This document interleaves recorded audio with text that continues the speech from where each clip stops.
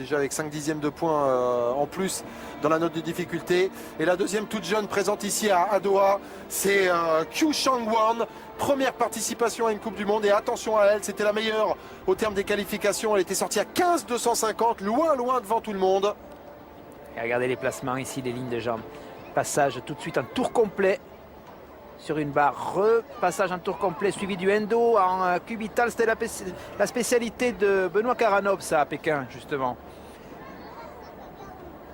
Le salto arrière tendu entre les barres. Ça relance. Gymnaste plus longiligne hein, que la précédente. Direct. Tour complet. Et demi.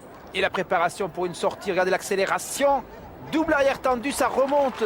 Et il y a de la marge sur la réception. Et à l'image de Yuo Huang, son compatriote qui s'est imposé au sol chez les hommes pour sa première participation à une Coupe du Monde. Autant vous le dire tout de suite, ça ne fait absolument aucun débat. Qiu Shangwan, elle aussi, première participation à une Coupe du Monde, première finale aux asymétriques. Et très vraisemblablement, compte tenu de ce que l'on a pu voir dans ce programme, Laurent, c'est une première médaille d'or pour elle. Absolument, elle est largement devant. Hein. Quand vous parlez de médaille d'or, moi j'envisageais déjà la possibilité pour cette jeune gymnaste d'être médaille d'or aux Jeux de Londres. Oui, il va falloir qu'elle fasse aussi avec Roukessine, hein, sa compatriote, même si le réservoir est énorme, est immense dans cette équipe de Chine. De toutes jeunes gymnastes présentes ici à Doha.